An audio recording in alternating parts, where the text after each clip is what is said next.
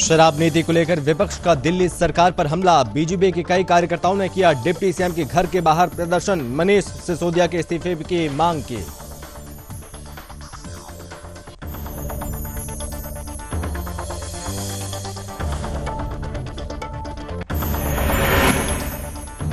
उत्तराखंड के विकासनगर क्षेत्र अंतर्गत स्कूल में जुमे की छुट्टी पर विवाद। जुमे के दिन आधा घंटा पहले छुट्टी किए जाने का स्कूल ने दिया नोटिस।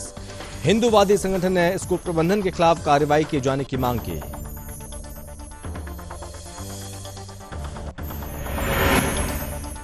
राजस्थान में गहलोत सरकार की नाकामियों ने ली साधु की जान। खनन माफियाओं के खिलाफ कार्रवाई न होने के खिलाफ साधु ने किया था आत्मदाह। इलाज के दौरान हुई दर्दनाक मौत। बंगाल के उत्तरी 24 परगना में सीआईडी बम स्क्वाड ने 15 जिंदा बम बरामद किए। बम मिलने से इलाके में मचा हड़कंप। सीआईडी ने बंद पेपर मिल में बमों को किया डिफ्यूज।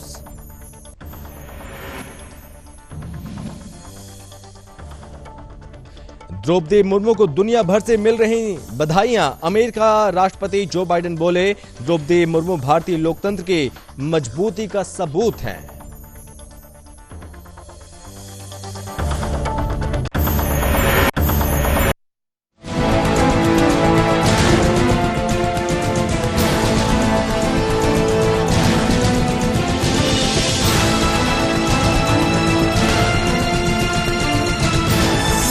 आप देख रहे हैं सुदर्शन न्यूज। नमस्कार, बहुत स्वागत है आप सभी का सुदर्शन न्यूज में। मैं हूं आपके साथ संभव गुप्ता। और इस बीच यहां पर राष्ट्रपति रामनाथ कोविंद विदाई भाषण दे रहे हैं। क्या कुछ कह रहे हैं, चलिए वो सुनते हैं। वृद्धा आश्रम में रहने वाली एक महिला ने मुझसे हेलीकॉप्टर की सवारी कराने का अनुरोध किया। आज सामान्य देशवासियों के सपनों को उड़ान मिल रही है। यह बदलाव भेदभाव रहित सुशासन द्वारा ही संभव हो सका है। सामान्य जन के जीवन को बेहतर बनाने वाली ये समावेशी प्रगति बाबा साहब आम्बेडकर की परिकल्पना के सर्वथा अनुरूप है। महिलाओं में सशक्तिकरण की भावना को निरंतर मजबूत होते देखकर मुझे विशेष संतोष का अनुभव होता है। ये सशक्तिकरण युवा पीढ़ी की हमारी बेटियों को और आगे बढ़ा रहा है। मैंने जितने दीक्षांत समारोहों में भाग लिया है, उनमें से अधिकांश संस्थानों में मैंने देखा है कि बेटियों का प्रदर्शन लड़कों से बेहतर रहा है। मुझे विश्वास है कि राष्ट्रीय शिक्षा नीति 2020 इस बदलाव को और तेजी से आगे बढ़ाएगी। मेरा मानना है कि आने वाले वर्षों में महिला सशक्तिकरण से हमारा समाज और अधिक मजबूत होगा। स्त्री पुरुष के बीच समानता के इस अभियान का प्रभाव अन्य क्षेत्रों में हो रही प्रगति में भी परिलक्षित होता है। माननीय सदस्यगण, अपनी बात समाप्त करने से पहले मैं राष्ट्रपति पद के लिए नवनिर्वाचित श्रीमती द्रौपदी मुर्मू को हार्दिक बधाई और शुभकामनाएं देता हूं।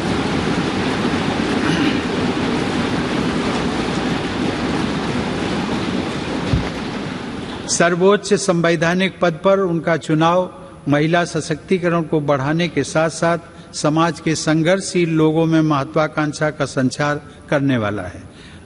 मुझे पूरा विश्वास है कि उनके अनुभव, विवेक और व्यक्तिगत आदर्श से पूरे देश को प्रेरणा मिलेगी और मार्गदर्शन भी। मैं एक बार फिर आप सभी के प्रति कृतज्ञता व्यक्त करता हूं। आप सबके साथ काम करने का मेरा अनुभव अविस्मरणीय रहा है। आप सबने संसद के अंदर और बाहर देश की जनता के हित से जुड़े अनेक कार्य किए हैं। इसके लिए मैं आप सबको साधुवाद देता हूं। अपने कार्यकाल के दौरान मैंने आप सबके साथ विभिन्न आयोजनों में विचारों का आदान प्रदान किया है। मैं समय समय पर सांसदों के तथा अन्य क्षेत्रों में कार्यरत लोगों के अनेक प्रतिनिधि मंडलों से भी मुलाकात करता रहा हूं। राष्ट्रपति के पद को आप सब ने जिस प्रकार निरंतर सम्मान दिया है, उसकी मैं सराहना करता हूं। इस दौरान मुझे प्रधानमंत्री श्री नरेंद्र मोदी जी व उनके मंत्रिमंडल के सदस्यों के साथ काम करने का भी अवसर मिला है। उन सब ने मुझे जो विशेष सम्मान दिया है उसके लिए मैं उन सभी को धन्यवाद देता हूं। मैं उपराष्ट्रपति जी श्री एम वेंकैया नायडू को उनके सतत सहयोग के लिए धन्यवाद देता हूं। वेंकैया जी ने राज्यसभा के सभापति के रूप में और ओम बिरला जी ने लोकसभा के अध्यक्ष के रूप में जिस तरह संसद के कार्यकलापों को संचालित किया है तथा देश की महान संसदीय परंपराओं को आगे बढ़ाया है, उसके लिए आप दोनों बधाई और सराहना के पात्र हैं।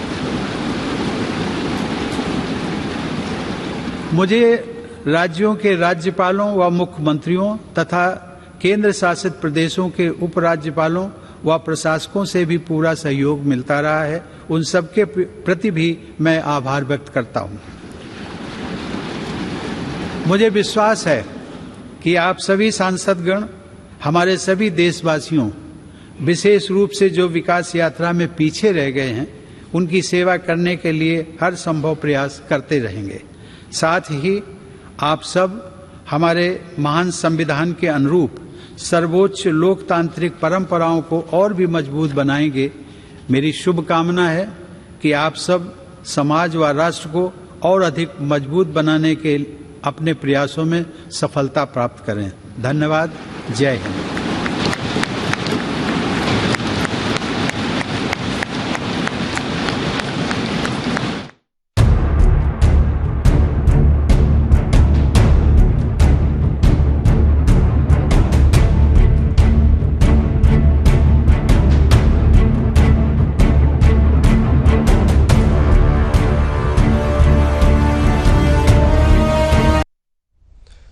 और वहीं अब बात करेंगे कई देशों में जो आर्थिक स्थिति लगातार बिगड़ती जा रही है। चूंकि श्रीलंका में हुई आर्थिक और राजनीतिक तबाही का दृश्य तो हम सभी की आंखों के सामने है। लाखों कोशिश के बाद भी वहां की स्थिति किस तरह से दिन प्रतिदिन बिगड़ती जा रही है, और ये स्थिति जो बिगड़ी हुई है ये बताने की कोई जरूरत नहीं है। भारत के अन्य पड़ोसी देश भी बदहाली की राह पर हैं। पाकिस्तान हो या नेपाल, जो खराब आर्थिक स्थिति है इससे यहाँ पर ये दोनों देश अभी इस वक्त गुजर रहे हैं। इस कारण इन देशों के लोगों में भी गुस्से का उबाल अभी देखने को मिल रहा है। कई मौकों पर लोग बढ़ती महंगाई के खिलाफ सड़कों पर लगातार उतरते हैं। पाकिस्तान और नेपाल की अर्थव्यवस्था भी लगातार गर्त में ही जा रही है। आखिर इसकी वजह क्या है और क्यों इन देशों में हालात लगातार बिगड़ते जा रहे हैं, इसी पर करेंगे चर्चा। लेकिन उससे पहले आपको एक रिपोर्ट दिखाते हैं।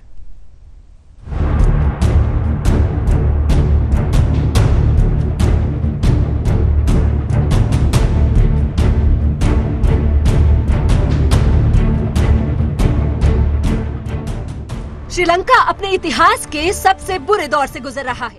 वहाँ आर्थिक संकट इस कदर बिगड़ा हुआ है कि तत्काल सुधरने की कोई संभावना ही नहीं दिख रही है। श्रीलंका में इस समस्या के लिए कोरोना महामारी एक बड़ी वजह है, लेकिन उससे बड़ी वजह बिना प्लानिंग के चीन से लिया गया वो भारी कर्ज है। दूसरे शब्दों में कहें तो चीन ने बड़े सफाई से श्रीलंका को अपना आर्थिक गुलाम बना लिया। अगर साउथ एशिया की बात करें तो श्रीलंका ही नहीं बल्कि कई ऐसे देश हैं जो इसी राह पर है। पड़ोसी मुल्क पाकिस्तान और नेपाल भी श्रीलंका की राह पर बड़ी तेजी से आगे बढ़ रहे हैं। बात फटेहाल पड़ोसी देश पाकिस्तान की करें तो भिखारी पाकिस्तान के कटोरे में पहले से कई छेद पड़े हैं। देखा जाए तो पाकिस्तान के पास 6 हफ्ते के लिए ही विदेशी मुद्रा भंडार बचा हुआ है। पाकिस्तान को अगले 1 साल में कर्ज की बड़ी किस्त चुकानी है, जिसके लिए पर्याप्त विदेशी मुद्रा के भंडार के लिए 4000 करोड़ से ज्यादा अमेरिकी डॉलर की दरकार होगी। यहाँ पर भी जरूरी चीजों के दाम बेतहाशा बढ़ चुके हैं और आम लोगों का जीवन त्रस्त है, परेशानी में है। पाकिस्तान में महंगाई दर 21% के पार हो चुकी है। यहाँ तक बिजली संकट भी अपने चरम स्तर पर है। देश पर विदेशी कर्ज भी काफी बढ़ गया है, जिसमें कर्ज का एक बड़ा हिस्सा चीन का है। ये देखकर तो बस यही कहा जा सकता है कि भिखारी पाकिस्तान के हाथ से कहीं चीन कटोरा भी छीन कर ना ले जाए। वहीं भारत के एक और पड़ोसी देश नेपाल की बात करें तो इस पर्यटक देश में भी हालात अच्छे नहीं चल रहे हैं। महंगाई बढ़ने की वजह से बैंक खाली होते जा रहे हैं। बैंकों ने जमा प्रक्रिया को आकर्षित करने के लिए एफडी पर ब्याज बढ़ाकर 13% कर दिया है। यहाँ पर भी विदेशी मुद्रा भंडार कम होने लगा है और सिर्फ 7.5 महीने का भंडार बचा हुआ है। कोरोना महामारी के थोड़े सुस्त होने के बाद भी पर्यटन क्षेत्र ने रफ्तार नहीं पकड़ी है। ऐसे में यहाँ पर भी हालात अच्छे नहीं हैं। बाहर से महंगी तेल मंगाने के लिए ज्यादा खर्च करना पड़ रहा है। अंदाजा ये लगाया जा रहा है कि कुछ ही दिनों में नेपाल और पाकिस्तान में आर्थिक संकट गहरा सकते हैं। श्रीलंका के बाद नेपाल और भिखारी पाकिस्तान भी चीन के ड्रैगन इकोनॉमी के शिकार हो गए हैं। न्यूज डेस्क से दीपक मिश्रा की रिपोर्ट।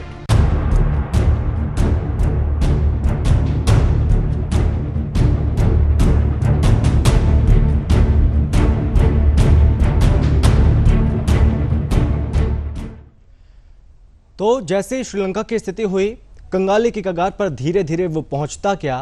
अब उसके बाद नंबर आता है नेपाल और पाकिस्तान का, और अमूमन स्थिति अभी भी यही देखने को मिल रही है नेपाल और पाकिस्तान में, क्योंकि ये दोनों देश भी यहां पर ड्रैगन यानी कि चीन का शिकार होते जा रहे हैं। और इस बीच यहां पर बढ़ती महंगाई से यहां की जनता बेहद परेशान है। और इस बीच यहां पर जो श्रीलंका है वो पूरी तरह से भिखारी हो चुका है। लेकिन अब बारी है पाकिस्तान और नेपाल की। आखिर इसकी वजह क्या है, आखिर ऐसा क्यों हो रहा है, इन तमाम चीजों को समझने की कोशिश करेंगे। हमारे साथ मेहमान भी जुड़ गए हैं। सबसे पहले परिचय करवाते हैं। हमारे साथ जुड़ चुके हैं बीएस निगम सर हैं, पूर्व राज्य नायक। निगम सर, आपका बहुत स्वागत है। टीपीएस त्यागी सर हैं, रक्षा विशेषज्ञ। त्यागी सर, आपका बहुत स्वागत है। और साथ ही साथ अर्थशास्त्री हैं आकाश जिंदल सर। जिंदल सर, आपका बहुत स्वागत है। जिंदल सर, सबसे पहले मैं आपसे समझना चाहूंगा, जो कई देशों में क्राइसिस हम देख रहे हैं लगातार, और अब बारी है नेपाल और पाकिस्तान में, तो क्या लगता है आपको ये जो स्थिति बनी हुई है वैश्विक है, वैश्विक की वजह से हुई है या फिर चीन की वजह से? क्या इसमें बहुत बड़ा चीन का अहम रोल है? चाइना के साथ जरूरत से ज्यादा प्यार, ये दो मुल्कों की बात करूंगा मैं, श्रीलंका की और पाकिस्तान की। चाइना का प्यार रास आया नहीं है। पाकिस्तान का आपको मैं कुछ डेटा दे दूं। पाकिस्तान का आज हालात ये है कि जितना उसके ऊपर फॉरेक्स लोन है, ग्लोबल लोन है, वो पे करना तो भूल जाइए, उसका इंटरेस्ट पे करने की पोजीशन में है। सीपैक पाकिस्तान का और पाकिस्तानियों का प्यारा दुलारा इंफ्रास्ट्रक्चर प्रोजेक्ट, जहां चाइना ने फंडिंग की थी, आज वहां का बर्बाद प्रोजेक्ट, आज ट्रैपर फेल्ड प्रोजेक्ट माना जा रहा है सीपैक को। ये हालत है। और आज की तारीख में चाइना ने भी और फंडिंग नहीं कर सकते। और पाकिस्तान को कैसे प्यार से बर्बाद किया गया देखिए। सीपैक के लिए पाकिस्तान को लोन दिया गया चाइना की तरफ से 3.76% रेट ऑफ इंटरेस्ट पे। अब ग्लोबल इंफ्रास्ट्रक्चर फंडिंग को anybody who understands throughout the world, he can tell you this is a highly exorbitant rate. अब उसका मुकाबला आपको, जिससे दर्शकों को इजी होगा समझने के लिए कि किस रेट पे दिया गया है, हमने, हिंदुस्तान ने, हमारी सरकार ने बुलेट ट्रेन के लिए ग्लोबल इंफ्रास्ट्रक्चर लोन लिया जापान से 0.1%। फर्क देखिए, कहां 0.1%, कहां 3.76%। अब हालत यह है सी प्रोजेक्ट की कि चाइना ने पाकिस्तान को कहा है कि कोई थर्ड कंट्री बुला लीजिए, हमसे नहीं संभल पाएगा। और पूरी तरह बर्बादी की तरफ पाकिस्तान जा रहा है। ऑलरेडी हम जानते हैं कि फाइनेंशियल एक्शन टास्क फोर्स ने ग्रे लिस्ट किया हुआ है, अभी भी ग्रे लिस्टिंग चल रही है उनकी। उसके अलावा कोई कंट्री वहां इन्वेस्ट करने को तैयार नहीं है। आज की तारीख में बर्बादी की नई से नई आयाम लिखी जा रही है। आईएमएफ भी जो है फंडिंग के लिए कई कंडीशन है, अगर कंडीशन पूरी होंगी तभी पाकिस्तान दे पाएगा। और जिस तरीके से पाकिस्तान अभी भी सुधरने का नाम नहीं ले रहा है, तो आपको पाकिस्तान जो है श्रीलंका के रास्ते पे पूरी दिल से जान लगा के चल रहा है। अब आ जाती है नेपाल की। नेपाल की आपको बता दूं, नेपाल में और श्रीलंका में जो सिमिलरिटीज ये है वो है कि नेपाल भी टूरिज्म पे डिपेंडेंट रहा है। और दूसरा क्या है, ट्रेड डेफिसिट आसान भाषा में दर्शकों को समझा दूं, वो कंट्री इसका इंपोर्ट बहुत ज्यादा हो जाता है, एक्सपोर्ट कम होता है, तो उसका फर्क जो है उसका कम होता है। लेकिन नेपाल थोड़ा सा संभला है। थोड़ा कैसे संभला है, श्रीलंका का जो हालात हुए उसके बाद नेपाल ने कुछ स्टेप्स लिए हैं। नेपाल ने कई चीजों का इंपोर्ट अब बैन कर दिया है। हालांकि इससे कोई बहुत बड़ा रिलीफ नहीं मिल पाया, बट वो डैमेज उतनी स्पीड से नहीं हो रहा जैसे पहले हो रहा था। तो आई थिंक पाकिस्तान तो जो है चाइना के प्रति प्यार के कारण उधर जा ही जा रहा है, बट नेपाल अगर इसी तरीके से विगरसली एफर्ट करता है तो शायद अपने आप को कुछ हद तक संभालने में कामयाब हो जाए। लेकिन जिंदल सर, जो हमने स्थिति देखी श्रीलंका में, जो वहां की सरकारों की नीतियां थी, उसकी वजह से वहां पर बर्बादी हुई।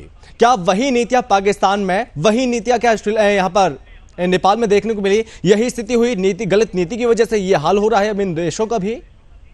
I think a wonderful question संभव। देखिए, सबसे पहले पाकिस्तान की नीतियां तो और भी खतरनाक रही हैं। हाँ। पाकिस्तान का आज तक का जो है बिजनेस मॉडल क्या रहा है, फंडिंग का मॉडल क्या रहा है, लियाकत अली के जमाने से ले लो या आज तक ले लो, क्या चलता रहा है उनका, पिछले कुछ सालों से हो क्या रहा है। ग्लोबल लोन्स लेते हैं, बोरोइंग करते हैं पिछले कई सालों से। उसके बाद उन लोन से करप्शन होती है और साथ ही साथ टेरर फंडिंग होती है। तो उसके बाद कौन सा कंट्री वहां आके इन्वेस्ट करेगा? वहां जिंदा लोगों को जो है सड़क पे जला दिया जाता है और लोग उसके वीडियो बनाते हैं। आप समझ ही रहे हैं मैं किस इंसिडेंट की तरफ इशारा कर रहा हूं। जिंदा जलाया जाता है और लोग जो है उस व्यक्ति, जब वो जिंदा जल रहा होता है तो they shoot videos of that person. This is what Pakistan is. तो ऐसे कंट्री में कौन आके इन्वेस्ट करेगा? वहां तो क्रिकेट तक खेलना पसंद नहीं करती बाहर की टीम, तो कोई इन्वेस्टर उनके पास आना नहीं पसंद करता। उनका पासपोर्ट की ये हालत है, किसी भी कंट्री में जाते हैं तो इतनी इन्वेस्टिगेशन और एनालिसिस होती है, पहले तो वीजा ही नहीं मिलता उनको। तो इसलिए जब उनके यहाँ कोई आना नहीं पसंद करता, इन्वेस्ट करना कौन पसंद करेगा? और अगर थोड़ा बहुत माहौल बनता है तो पाकिस्तान की सरकार और लोग ये इंश्योर कर लेते हैं कि उस माहौल में ऐसा कोई खलल डाल दिया जाए, ऐसा कोई उल्टा सीधा काम कर दिया जाए कि वो जो आने वाला है वो भी ठिठक जाता है। तो इसलिए पाकिस्तान के हालात तो बहुत खराब हैं।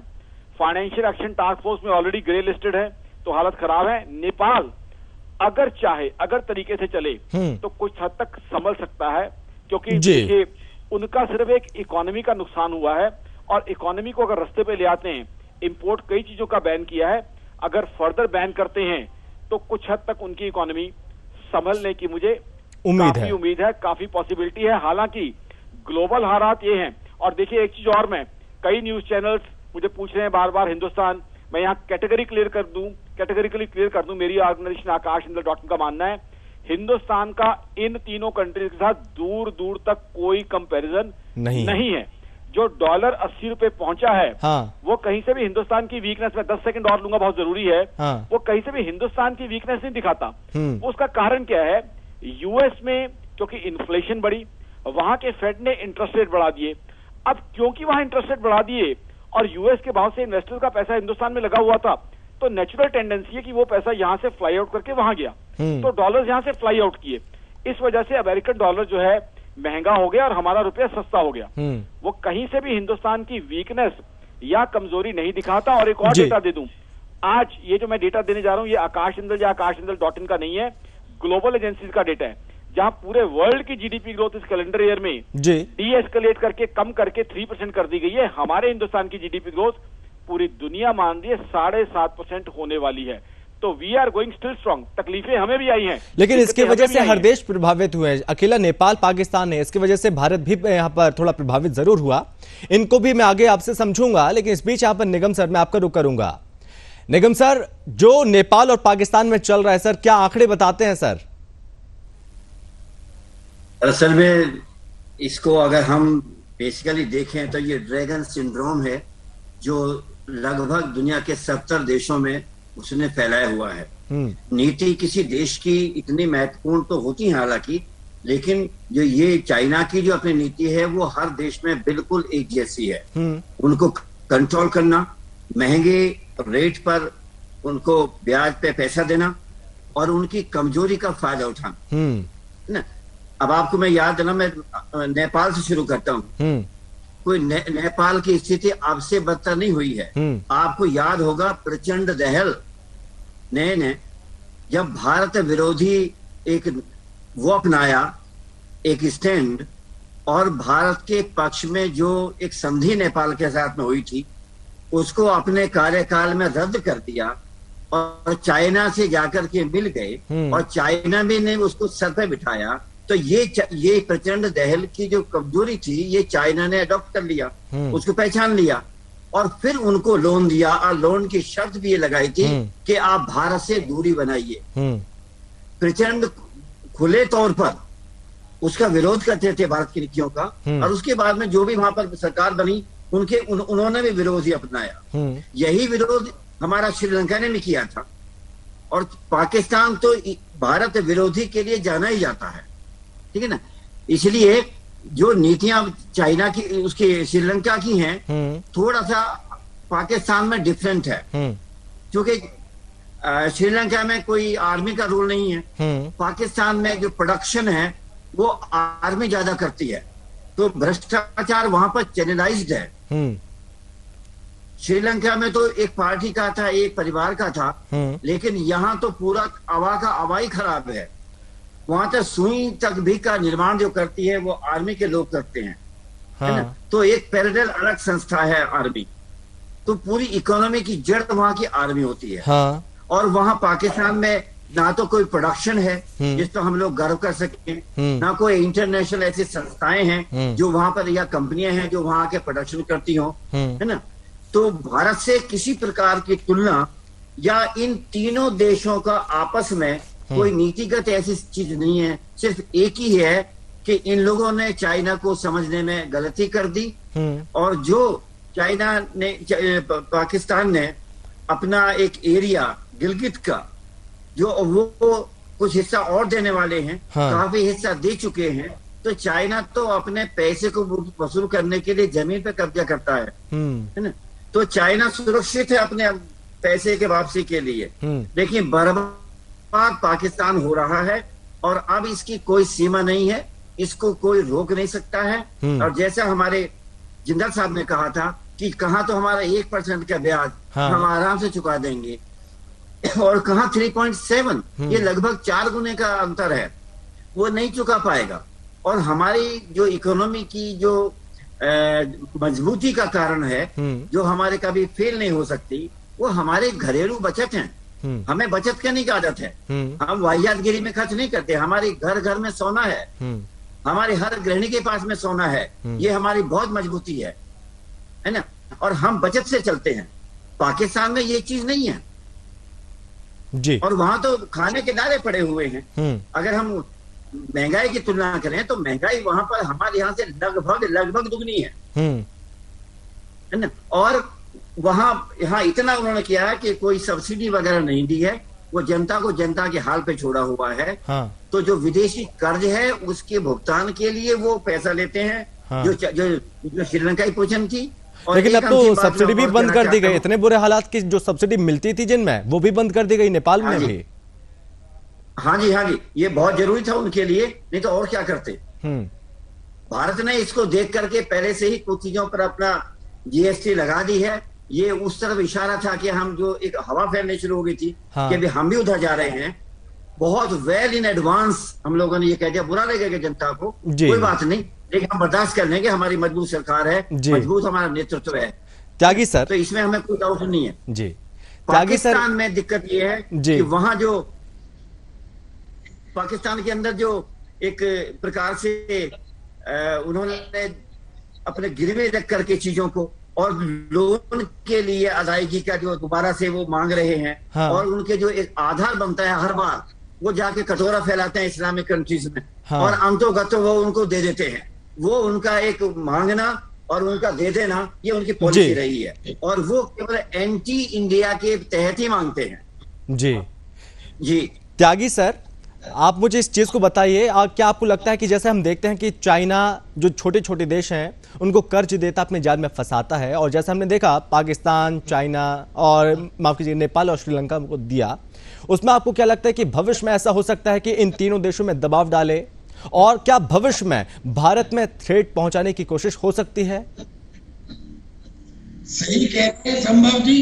सबसे पहले तो हमारा सौभाग्य कि आपने अपने चैनल पर हमें बुलाया। दूसरा, आपसे निवेदन कि जो बैकग्राउंड आवाजें आ रही है उसे बंद करवा दीजिए। हम अपने को पैनलिस्ट को नहीं सुन पाए सर। जी सर, अपनी बात रखिए सर। अब मैं नेपाल के बारे में पहले शुरू करता हूँ। देखिए सर, नेपाल में 3-4 साल पहले जो सरकार थी, उस सरकार के साथ चाइना ने सब्ज बाग दिखाए कि मैं हिमालय में रेल लाइन बिछा दूंगा काठमांडू तक, मैं आपके यहाँ हाइड्रो इलेक्ट्रिक प्रोजेक्ट लगाऊंगा, मैं आपके यहाँ एक टेक्निकल यूनिवर्सिटी बनाऊंगा, मैं यहाँ पे एयरपोर्ट्स बनाऊंगा। यानी कि ऐसे बड़े बड़े 9 प्रोजेक्ट्स का उसने उनको भरोसा दिया, और ये 9 के 9 प्रोजेक्ट्स जिसके बारे में चाइना ने नेपाल के साथ एग्रीमेंट किया, ये नॉन प्रोडक्टिव प्रोजेक्ट थे। नतीजा क्या हुआ? नतीजा ये हुआ कि नेपाल का जो फॉरेन एक्सचेंज रिजर्व था वो कम होता चला गया और आज की तारीख में करीब $9 बिलियन है, यानी कि करीब 6 महीने या थोड़ा बहुत आगे पीछे इतने ही दिनों तक वो उसमें इंपोर्ट कर सकता है। जो उसके बैंक थे, अब पिछले साल नेपाल के बैंकों ने करीब $187 बिलियन का लोन दिया। इस साल लोन देने की कैपेसिटी इतनी कम हो गई कि वो केवल $11 बिलियन रह गई। जो उसकी प्रोजेक्टेड जीडीपी थी 7%, वो घट के 3.7% रह गई। यानी कि अब अगर आप देखें तो श्रीलंका में और नेपाल में कुछ सिमिलरिटीज हैं। पहली तो ये कि इन दोनों कंट्रीज का जो मेन पॉइंट था, जो मेन पैसे का आना था, वो था टूरिज्म से, और दोनों ही जगह टूरिज्म खत्म हो गया। उसमें कारण और भी बहुत है, कोरोना भी है, मगर चाइना भी है। और दूसरी बात कि इन दोनों ही कंट्रीज का एक सौभाग्य भी है कि इनका पड़ोसी हिंदुस्तान है जो अपने पड़ोसियों की मदद करता है।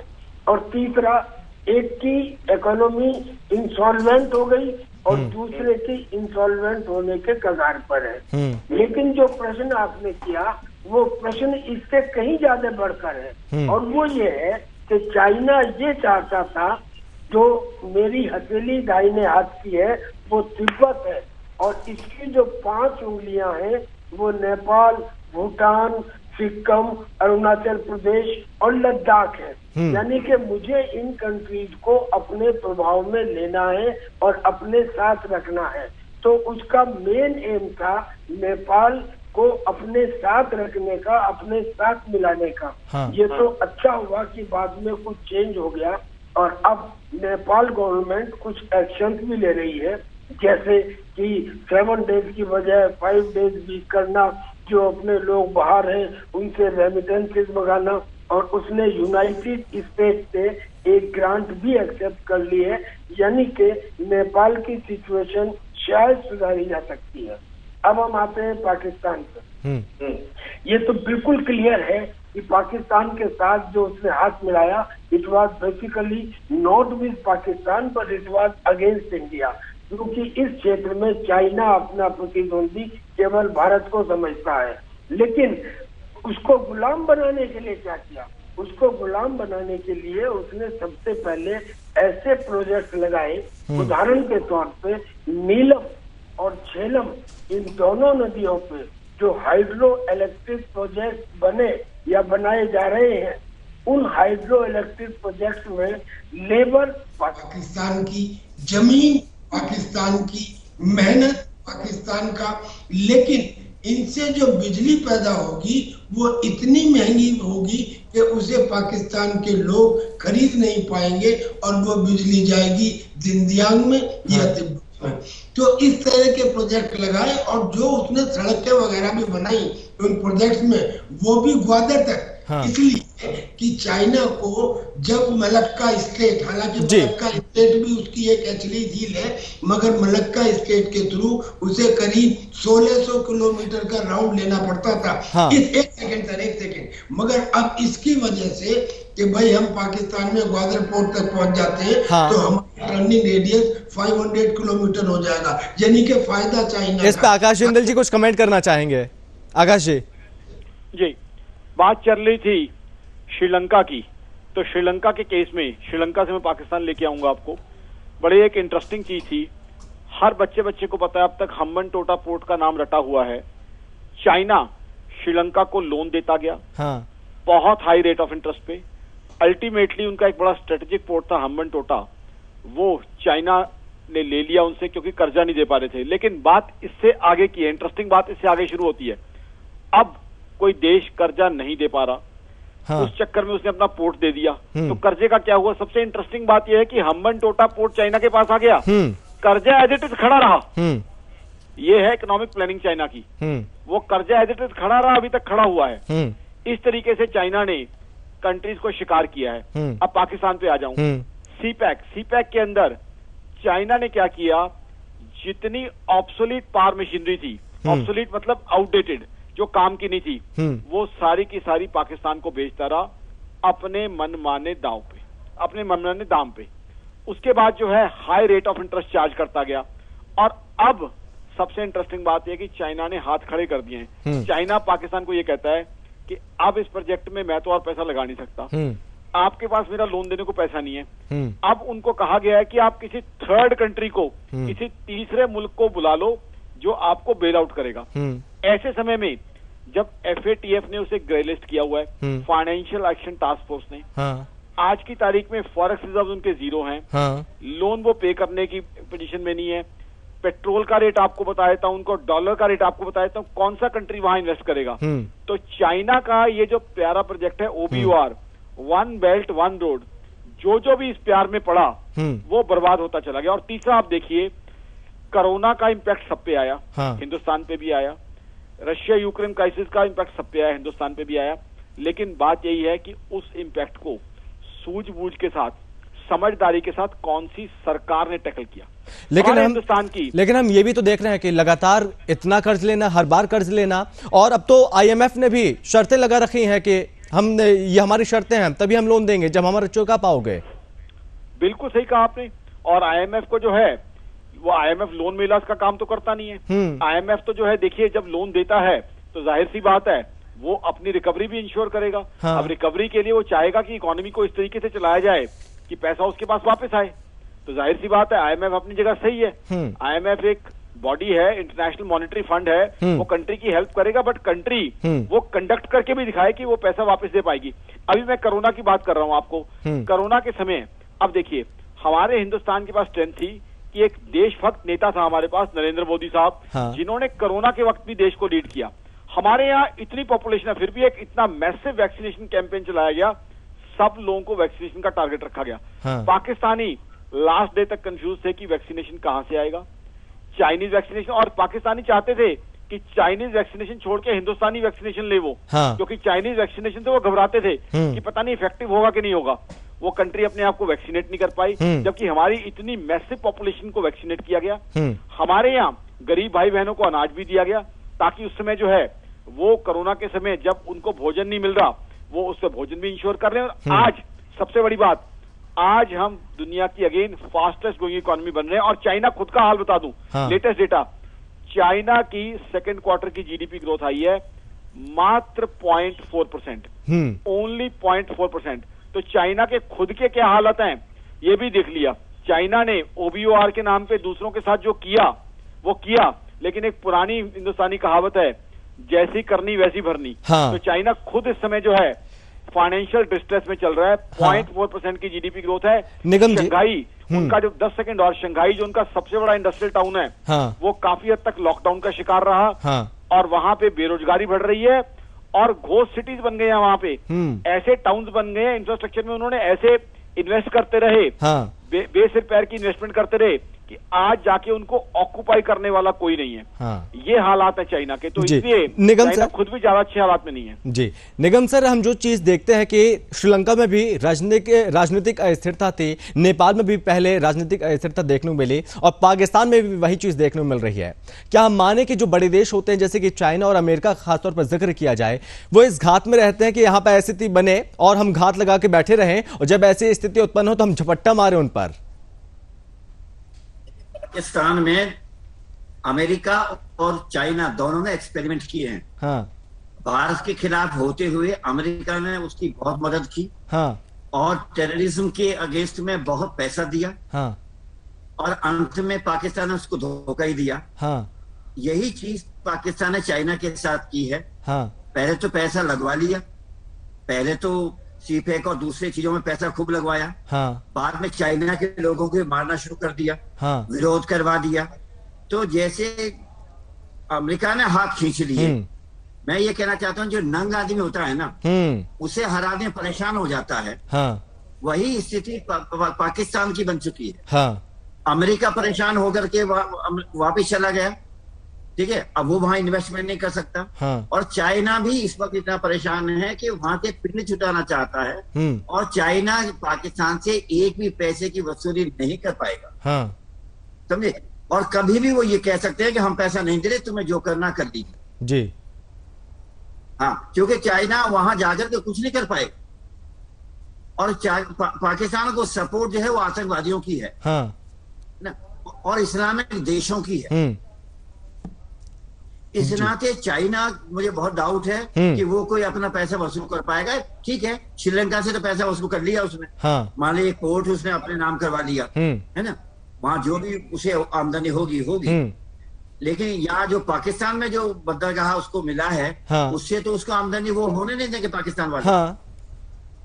तो इसलिए वो वहां से हाथ खींचना चाहता है और नमस्ते करेगा बहुत जल्द। वसूली एक पैसे की नहीं कर पाएगा। त्यागी सर, मेरा ऐसा मानना जी। त्यागी सर, आखिरी कमेंट आपसे भी लूंगा। जो चीज हम देख रहे हैं कि चाइना की नजर पूरी भारत पर है, कहीं श्रीलंका के रास्ते, कहीं यहाँ पर नेपाल के रास्ते, कहीं पाकिस्तान के रास्ते, कैसे भी करके यहाँ पर जमीन हथियाना। लेकिन इस बीच यहाँ पर भारत को क्या सबक लेने की जरूरत है? इसकी काट के लिए क्या कूटनीति भारत के पास होनी चाहिए? देखिए, हर विपत्ति में हाँ। एक अवसर होता है, और बहुत बढ़िया कहा निगम साहब ने कि जो चाइना की डेब्ट ट्रैप पॉलिसी है, हाँ। अब उसको क्रेडिट डेब्ट पॉलिसी में बदला जाना चाहिए। उसने जिन कंट्रीज में अपने BRI के अंदर पैसे लगाए हैं, हाँ। वो पैसे देने के पोजीशन में है ही नहीं। नंग बड़ा परमेश्वर से वो खड़े हो जाए कि हम नहीं दे सकते। चाइना खुद इस टाइम इकोनॉमिक क्राइसिस से गुजर रहा है। उसके 13 प्रोजेक्ट 280 शहरों में $2 ट्रिलियन के जीरो हो चुके हैं। हाँ। तो ऐसे में पाकिस्तान उनको देना नहीं देगा। यही काम श्रीलंका को करना चाहिए। वो अपनी इस संधि को जो उसने हम्बन टोटा की है, हाँ। उसको कैंसिल कर दे, और संधिया की ही कैंसिल करने के लिए जाती है। हाँ। और वो हम्बन टोटा जो उसको हिंदुस्तान ले, ये हिंदुस्तान के ऐसे समय में विन विन सिचुएशन होगी। लेकिन ये चीज श्रीलंका तो समझ सकता है, लेकिन पाकिस्तान कैसे समझेगा इन चीजों को? नहीं, पाकिस्तान तो ये समझेगा, क्योंकि जैसे निगम साहब ने कहा कि अब चाइना ने खुद ही अपने हाथ खींच लिए। हाँ। चाहे खैबर पख्तूनख्वा हो, गिलगित बाल्टिस्तान हो, पंजाब को छोड़ के कोई ऐसा प्रोविंस पाकिस्तान में नहीं है जो इस समय चाइना के साथ हो। हर जितने प्रोजेक्ट लगाए हैं, वहां के लोग चाइना के अगेंस्ट है। चलिए, लिहाजा पाकिस्तान भी ये कहेगा कि मैं भी अब आपके पैसे को नहीं कर सकता, चाइना ने हाथ खींच लिया, लिहाजा यहाँ पे भी चाइना को मुक्की खानी पड़ेगी। इस मामले में हिंदू मगर पाकिस्तान इतना लकी नहीं है। हाँ। जो नेबर है, हाँ। लंका का नेबर हिंदुस्तान, नेपाल का नेबर हिंदुस्तान इन दोनों को मदद करे। चलिए सर, चूंकि वक्त की कमी है सर, माफ कीजिएगा, चूंकि वक्त की कमी है, यहीं पे रोकना चाहूंगा।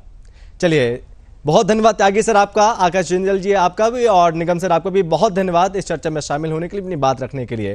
तो यहाँ पर जैसे श्रीलंका भिखारी हुआ, जैसे कंगाल हुआ श्रीलंका, उसके बाद अब बारी है पाकिस्तान और नेपाल की, क्योंकि यहाँ पर बढ़ती महंगाई से अर्थव्यवस्था जिस तरह से यहाँ पर लगातार घटती जा रही है, GDP लगातार घटती जा रही है, उसके बाद यहाँ पर जनता परेशान है क्योंकि महंगाई लगातार बढ़ रही है। और इस बीच यहाँ पर सबसे ज्यादा असर हुआ है ड्रैगन का, क्योंकि यहाँ पर चीन ने जो कर्ज दिया है इन देशों को, उसके बाद यहाँ पर स्थिति लगातार बिगड़ती जा रही है। और इस बीच यहाँ पर चीन के सहारे कर्ज में डूबे हैं ये दोनों देश, नेपाल और साथ ही साथ पाकिस्तान। और ऐसे में श्रीलंका में हालात हुए हैं, और ऐसे ही हालात अब पाकिस्तान और नेपाल में होते हुए नजर आ रहे हैं। बहरहाल इस चर्चा में बस इतना ही। आप बने रहिए सुदर्शन न्यूज के साथ। जय हिंद।